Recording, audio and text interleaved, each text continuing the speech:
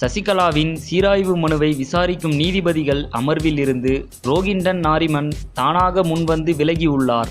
சொத்து குவிப்பு வழக்கில் விதிக்கப்பட்ட 4 வருட சிறை தண்டனையை எதிர்த்து சசிகலா, இளவரசி சுதாகரன் ஆகியோர் சுப்ரீம் கோர்ட்டில் சீராய்வு மனு தாக்கல் செய்துள்ளனர்.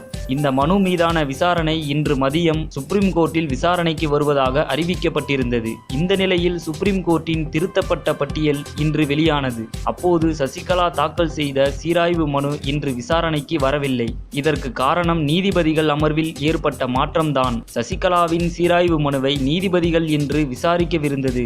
ஆனால் மத்திய அரசின் முன்னாள் தலைமை வழக்கறிஞர் இந்த அமர்வில் அவர் இருக்கக்கூடாது என கேட்டுக்கொண்டார். ரோகிண்டன் நாரிமனின் தந்தை பாலி நாரிமன் ஏற்கனவே சொத்து குவிப்பு வழக்கில் ஜெயலலிதா, சசிகலா உள்ளிட்ட குற்றவாளிகள் தரப்புக்காக ஆஜரானவர்.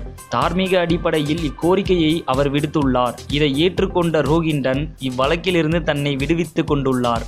சினிமா மற்றும் அரசியல் செய்திகளை உடனுக்குடன் தெரிந்து கொள்ள subscribe to today cinema. Today cinema நேயர்களுக்கு நன்றி, வணக்கம்.